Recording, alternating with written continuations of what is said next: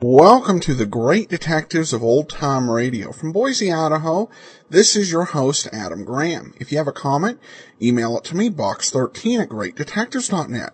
Give us a call, 208-991-4783, and become one of our friends over on Facebook, facebook.com/Radio Detectives. Well, today's episode is brought to you by the support of our listeners. Thank you so much for all of your support. Well, it's time for today's episode of Barrie Craig, and the ending's going to be a little confusing. Not the end of the plot, but the final part of the show, so we'll talk a little bit about that. But the title of this week's episode is Ghost Don't Die in Bed. William Gargan stars as Barrie Craig, confidential investigator.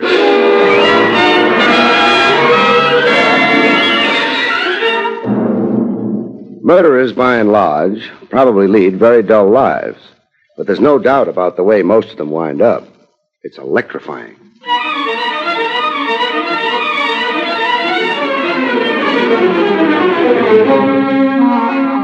The National Broadcasting Company presents William Gargan in another transcribed drama of mystery and adventure with America's #1 detective, Barrie Craig, confidential investigator.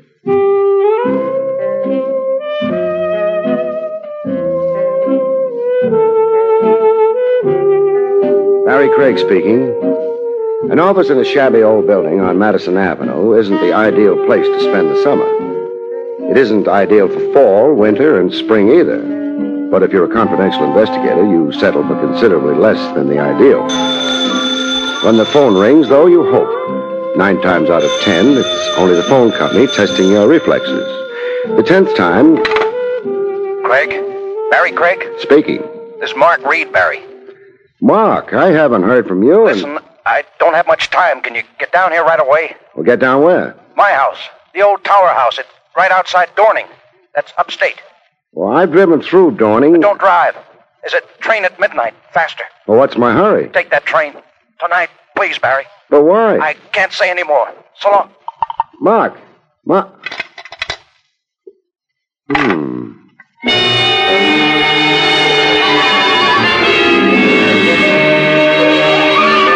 I'd known Marjorie for quite a few years. Nothing special. We'd knocked over a few beers from time to time, discussed the state of the nation, admired sports cars.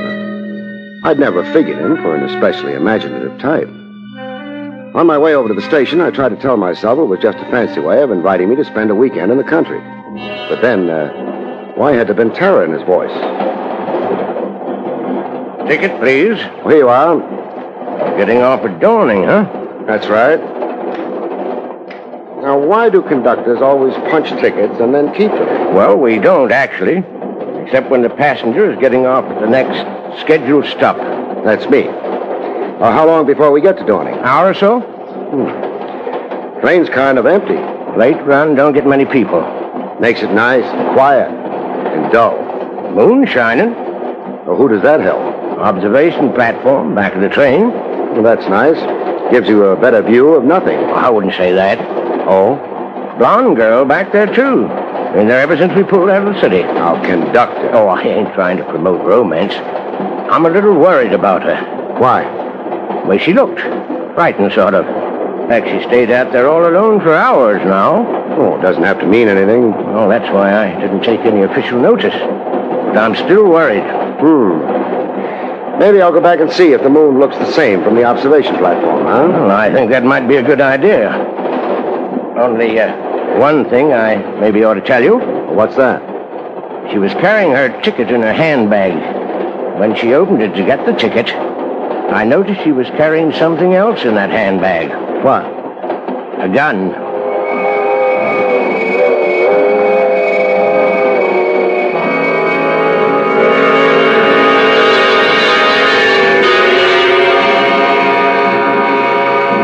blonde and an observation platform sort of go together, especially when there's a moon around. A blonde and a gun or something else again. Something not nearly so nice.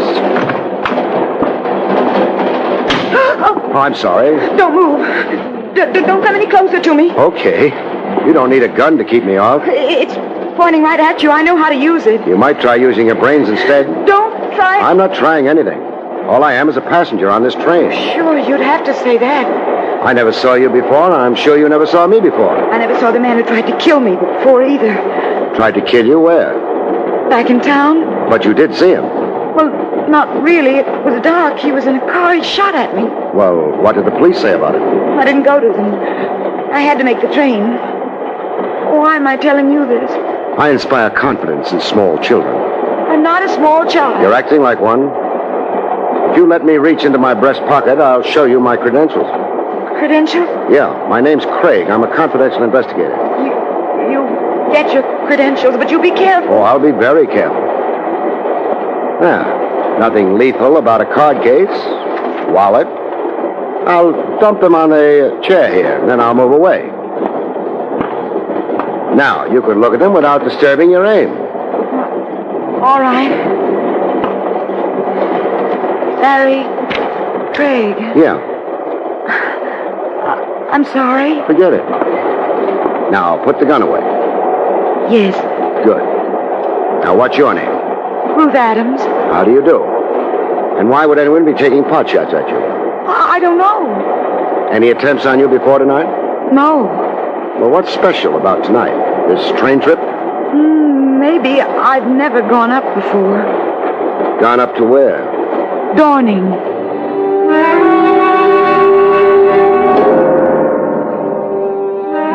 The girl was small, but not skimmed.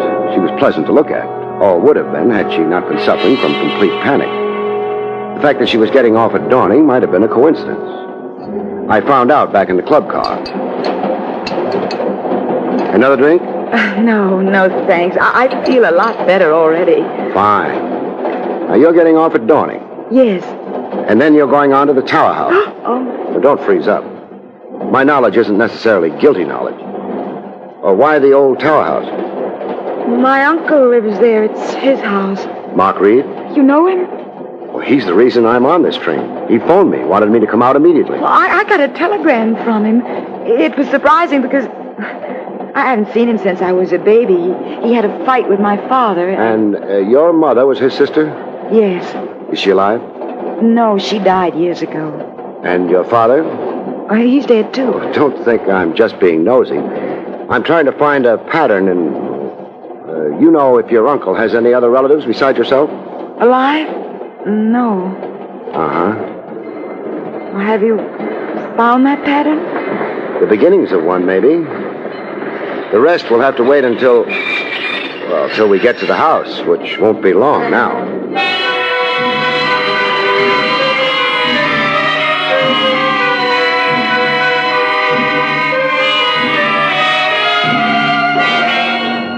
We got off the train. It turned out we were the only people who got off the train. Maybe because Dawning turned out to be nothing but a decaying wooden shack by the side of the tracks. This can't be Dawning. Well, it is. Sign on that shack says so. But... Hiya, folks. Oh! Easy, Ruth. It's a cabbie. Buggy's all ready for you, folks. Take you right into Dawning. I'd hoped we were in Dawning. No. This here's only the railroad station. Town's a couple of miles south. Uh-huh. Well, lead the way. I don't have to ask you folks which hotel you'd like to stop at. Reason is there ain't but one in Dawning. We're not going to a hotel. Oh, visiting friends, huh? That's right. Mark Reed. Reed? Yes, at the old Tower House. You know where it is? Yeah, I know where it is. It ain't south like the town. It's north a bit. Not very far. Just walk up the road here about a mile and a half. Well, hold on. We're hiring you to take us there. No, you ain't. Why not? Well, the further I stay away from that place, the happier I am. Well, what's wrong with it? I don't know. I never investigated. Well, you could be wrong. Well, I don't want to find out, mister. Would you and the young lady like some good advice? Train's back to the city coming through in an hour. Stay here and get on it. Well, I'm not that crazy about trains. Well, you'll thank me for that advice someday. Well, I'll thank you right now. We're still going to the Tower House tonight. If you're afraid to drive us there, take us into Dorning. We can get another cab there or maybe rent a car. Okay, mister. Get in. Ruth? Uh-huh. I'll take you to the tower house. Thank you. You didn't have to make no crack about my being afraid. But you are. Well, maybe I am. Maybe the reason you're so brave is because you don't know what you're getting into.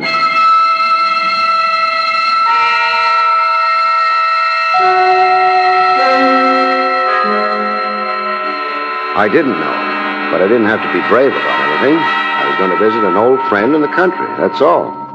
Or was it? Barry, I don't like this. Well, I've been in better cabs. There's a feeling about this trip. In the middle of the night to an old house. I love lights and people, Barry. Now, take it easy. Once we get to the house, it ought to be comfortable enough. Mark's a wonderful host. And it looks like we're practically there. Well, high stone wall, gate. This is it, folks. Oh, that gate's open. Must lead to a private road. You can turn in and... Now, the house is about a half a mile from the highway here. Well? This is where you get out. You were hired to take us to the house. This is as far as I go. I could make you change your mind. Please, Barry, don't. Okay, let's go. How much? $2. Uh-huh. $2. You can keep the change. What change? The tip is for your courtesy and cooperation. Think you're smart. Get out of the cab and we'll discuss it. You think you're smart? Somebody must love him, but it must be uphill work. Barry, I'm terrified. Oh, come on. There's nothing to be afraid of. No, nothing that we can see.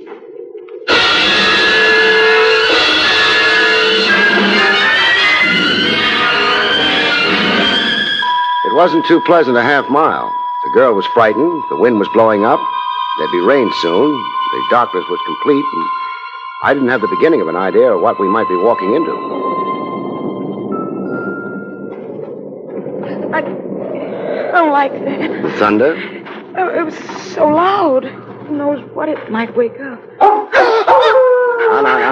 That was only a dog. That was the hound of the Baskervilles, and I want to go home. The house is right up ahead on that rise. 50 yards more, and... That dog is getting closer. That's a pet. Whose? Dracula's? There he is. There he is. He's going to jump at us. Doesn't look vicious. He's as big as a horse. Here, boy, here. You're encouraging him. No. Easy, boy, easy. That's a fine animal. He's more afraid of us than we are of him. We got a better reason. He's quieting down. That's a good boy. Come on. We'll take him to the house with us. I hope they like dogs there. Is that the house? It must be. Oh, I don't like it. It looks like a tomb, and Grant never was up here, so... Oh, it's just an old house. Architect had a lousy sense of humor. Barry, the dog. Growling now. What's the matter, boy? What's the matter? He stopped dead. Barry, he's staring at that house as though... As though he didn't know it, that's all. Come on, he'll follow us. He's not following us. Well, he's running away, Barry, in panic. Well, he's a neurotic hound, that's all. Let's stop worrying about him. Your uncle asked us to come down. The house maybe isn't pretty, but so far we haven't seen anything wrong. I'm sorry. Go ahead, Barry, knock. There's a bell pull here. Oh. Not exactly a happy tinkle, but... I'm not sure for whom that bell's tolling, but I hope it's not for us. I hope somebody answers it soon. Somebody dressed in the latest in shrouds. I know I'm being silly, but if I weren't, I'd be screaming. Now, you stick to being silly, while I stick to... And maybe everybody went to the movies, huh? Oh, what do you want? Hello, I hope we haven't waked you, but, well, I'm Barrie Craig, and this is Miss Ruth Adams. What about it? Mr. Reed asked us down. Who? Mr. Reed, Mark Reed. No, Mr. Reed, here. You better go. Here, now, wait a minute. This is the old tower house, isn't it? It is. Then Mark Reed's here. You're insane. Now, that's my foot blocking your doorway. Now, Mark Reed's here. He owns the house. He phoned me earlier tonight, and he sent Miss Adams a telegram asking us both to come down here. He didn't phone. He didn't send a telegram. He doesn't live here. Well, maybe you don't know him. How long have you been? I've been a housekeeper here for 20 years. Never heard of any Mr. Reed. There's no Mr. Reed here. Go away. You could be making an honest mistake. You better step away from the door, though. We're coming in. I wouldn't be so sure of that. Oh, reinforcements? Got a gun, Barrie? The complete householder. I have a gun, and I'm prepared to use it. Mrs. Dunn, what is all this? Some story about a Mr. Reed. Reed? I'll spell it for you. That won't be needed. Why are you trying to force your way into my house? We were invited here. By whom? Reed. Oh, maybe I'm getting monotonous, but it's still Reed. That doesn't explain your presence on my doorstep. This is his home. Fiddlesticks. I purchased this house 21 years ago. It is mine. My name is Loomis. Barrie? I don't know. My head's starting to spin. Now, Mr. Loomis, has this house always been known as the Old Tower House? It is known by that name now. Always is a long time. It has been called the Old Tower House ever since I have lived here. Well, for a lead nickel, I'd buy the theory that Reed was a ghost. But ghosts don't make phone calls. They don't send telegrams. I'm not very well acquainted with the habits of ghosts. I suggest you carry on your investigation into their customs elsewhere. I should like to shut the door. Oh, sorry, but that rain's pretty strong now. Our cab's gone back to town. Mind our coming in and phoning for another one? We have no phone. Well, in that case, we'll accept your hospitality. I haven't offered it. You're not going to send a lady out in that rain. Well, come in, please. Thanks. Mrs. Dunn, will you prepare a couple of the guest rooms for Miss... Adams. For Miss Adams and Mr. Craig. Yes, Mr. Loomis. You can wait here in this room. We'll wait. I don't care for guests in my house. Under the circumstances, I cannot help myself. I hope you will find your rooms comfortable, but I do not greatly care. Good night. He's been taking lessons in how to become the perfect host. Thanks for trying to cheer me up. It's all so strange. Barrie, where is my uncle? I don't know. Do you have the telegram with you, the one he sent? Well, I think... no, not with me. It would be in my bag in another purse. Oh, your bag. That reminds me. I left it outside on the doorstep. I'd better go get it before it gets drenched to the pigskin. Come back quick. Oh, don't worry. Now, where did I put...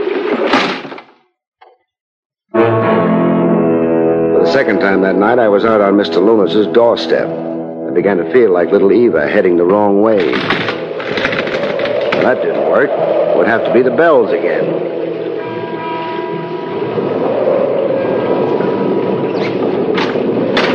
Who the devil? Oh, you. Me. I was getting Miss Adams' bag when the door blew shut. Come in, come in. Ruth. Not in the room I left her. That scream must have come from farther down the hallway. Now, what's this room? Yes, the library. Ruth. Ruth. The door's locked. Where's the key? I don't know. Mrs. Dunn looks after the keys. There's no time. Excuse me while I try to ruin a library door. No, look here. I'm too busy. The library's empty. Not exactly. On the floor near the fireplace. Ruth. Bruise the size of a baseball on the back of her head. She may have fallen. Oh, been struck. Ruth. There. Take it easy. My head hurts. It should. What happened? Someone hit me from behind. I didn't see. What made you come to this room? I heard groans, and then the door was open. Groans? From him. From who? The man in the chair near the desk. I can't look at him. He was grinning at me. Yeah, let's get you up now. Come on. There. How's that? I'm all right. Fine. Now, which man in what chair? Right there In the... There's nobody in that chair. Your rooms are ready. But there was someone. A man, a middle-aged man. His eyes were staring straight ahead, and there was blood on his shirt, a lot of blood. Now, take a deep breath. There's no hurry. He died as I came in. I could feel the cold air of death on my skin. He grinned at me, and he died. Oh, this girl is hysterical. This room's always kept shut. The windows? Boarded up. Only one door. Maybe it was your imagination, Ruth. No. She did see something. What? I've lived in this part of the country all my life. That's how I know. The man she saw was the former owner of this house. He died with a bullet through his heart. In this room. In that chair. Then I was right. The only thing is, it all happened 80 years ago. That slowed conversation down to nothing. I took Ruth up to her room. Checked it, made sure no one would be able to get in once she locked the door behind her. And then I started out. Barry. Yeah? Before I realized that man in the library was dead, I touched him. Then I wiped my hands on his handkerchief. Look at it, Barry. Okay. Yeah. It was blood I wiped off my hands. Do ghosts who died 80 years ago still bleed?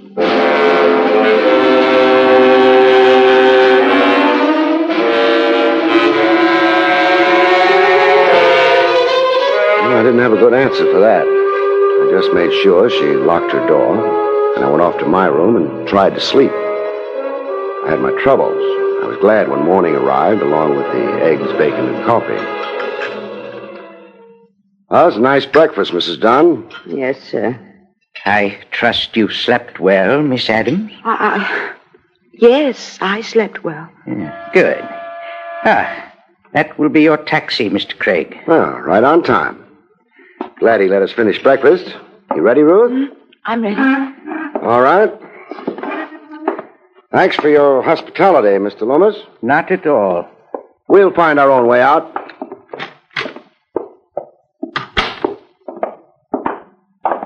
Well, what do you know? Mr. Loomis was telling the truth. Let's take a taxi, huh?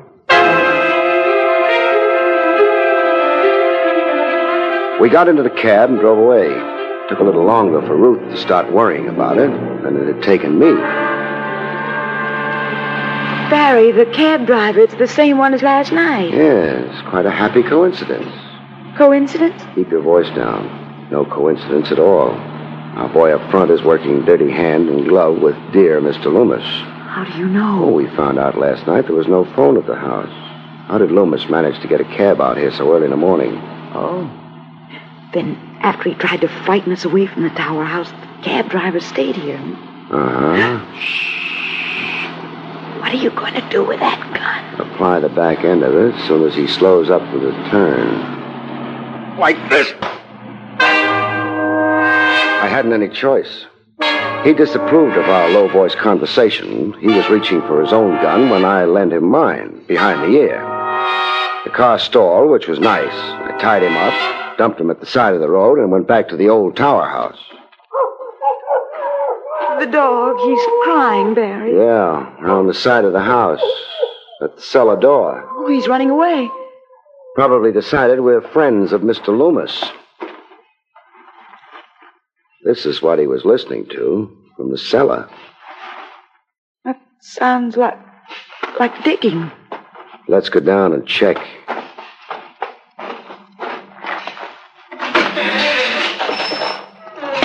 Barry, it's Mr. Loomis. He's digging a hole. That body. The ghost you saw last night.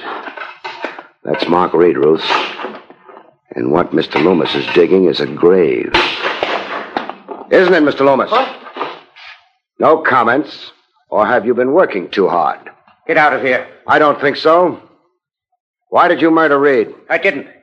He shot himself. And you're trying to protect his good name? Very well. I did murder Mr. Reed. A gentleman with a great deal of cash on hand. Cash he was going to leave to your charming companion. You reel it off so well, keep going. I have better ideas for that money. Mark Reed became frightened of Mrs. Dunn and myself, who'd worked for him for so long. He sent for you. I tried to have the cabbie keep you from coming here, but... Well, such frankness on your part wouldn't be wise, would it? Unless something's changed. Your voice changed quality a few moments ago. Lots of changes. What happened? Mrs. Dunn show up at the head of the stairs with a gun in her hand? Quick, shoot! She wasn't quick enough. Amateurs never are. They don't realize how heavy a pull you need on a trigger. Don't worry about her, Mr. Loomis. I just winged her shoulder. I'm not worrying about her. I should have realized that. Courtesy stops outside the death cells, doesn't it? We got them all into the cab and drove to Dorning. It had a nice jail. They're glad to welcome Mr. Loomis, Mrs. Dunn, and the cab driver. Mark Reed went elsewhere. I wish he'd asked you to come to him earlier. You'd have liked him, but forget it if you can. I'll try. Barry, when we were in the cellar, Mrs. Dunn came in, but not from the outside. From a fake door in the library is where she came. I expected her. But how did... You yourself told me when you went into the library, you felt a breath of cold air on your skin. But the windows were all boarded up, as I mentioned, so... You knew there had to be another door to the cellar, as it turned out. You know, this is a much nicer trip than the one yesterday. Mrs. Dunn had just tried to kill you then. You were traveling deeper into danger. Now, about the only danger you're in, unless you get to the other side of the car... Is, danger of this, sir? Hmm? Uh-huh. Barry. Yeah? I got a secret. What? I'm not afraid. Maybe. But I am.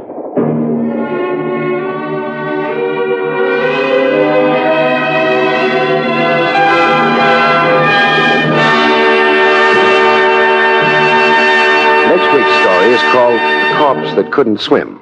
Of course, we didn't really know whether he could swim or You have been listening not. to William Gargan. He was in dead another when we met, exciting but- transcribed mystery drama from the adventures of Barrie Craig, confidential investigator. Tonight's story, Ghosts Don't Die in Bed, was written by Louis Vittes.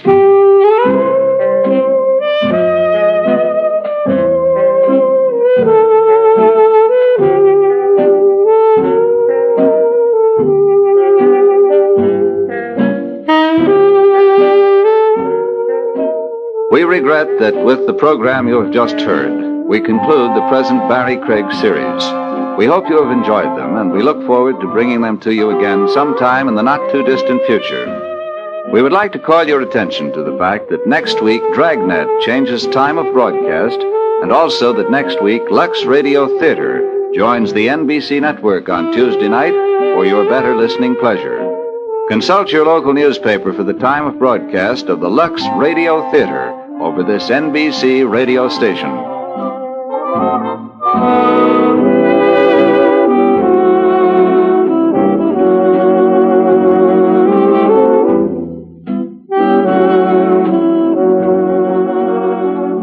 The National Broadcasting Company has brought you an NBC Radio Network production with William Gargan, starring as Barrie Craig, confidential investigator, directed by Arthur Jacobson. Also heard were Jack Moyles, Charles Lung, Betty Lou Gerson, and Virginia Gregg. This is John Lang speaking. Here is some information that will help you to know more about CARE, C-A-R-E. The letters stand for Cooperative for American Remittances Everywhere, Incorporated. It is a non-profit organization specifically set up by America's mass relief agencies to provide an effective, economical way for Americans to send food and other essentials to needy persons overseas on person-to-person basis. CARE is approved by the United States government and works under favorable agreements with countries abroad. You may send a CARE package to a specific person or group. Simply give your name and address, and the name and address of the recipient, and you will receive a signed receipt upon delivery. If you do not know someone abroad you want to help, one of CARE's member agencies will choose a needy family for you. $5 delivers the new basic CARE food package containing 26 pounds of meat, beans, sugar, and milk powder. $10 will send the larger standard package. Remember, freedom is threatened when starvation and suffering persist. Food will help whip communism in economically weak countries. Send your contribution today to CARE, C-A-R-E, New York. This is the NBC Radio Network.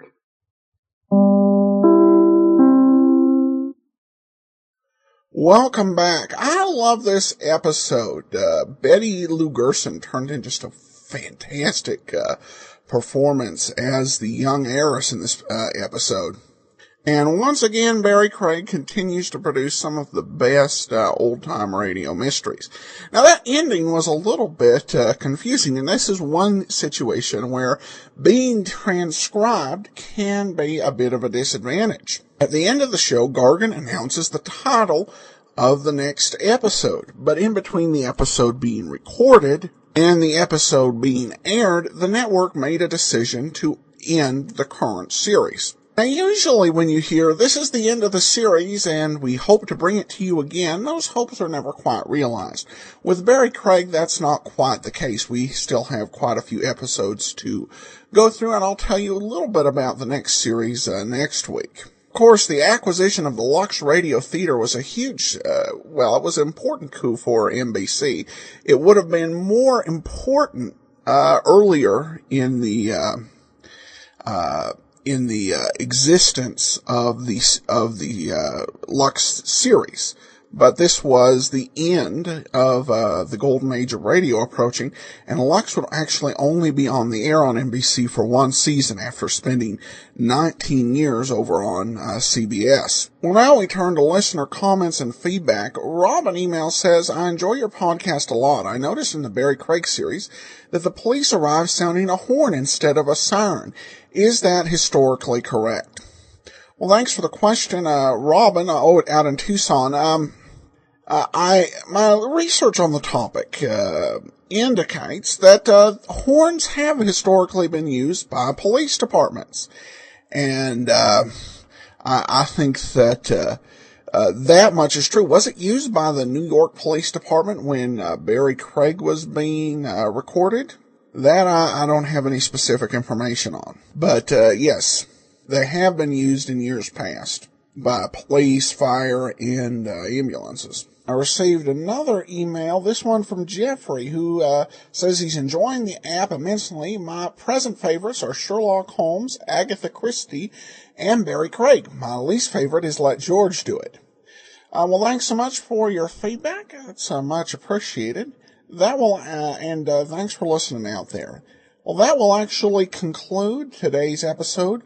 We will be back tomorrow with Monsieur Poirot, and then join us next Monday for another episode of Barrie Craig Confidential Investigator. In the meanwhile, send your comments to box 13 at greatdetectives.net. Follow us on Twitter at Radio Detectives and give us a call 208-991-4783. But from Boise, Idaho, this is your host, Adam Graham, signing off.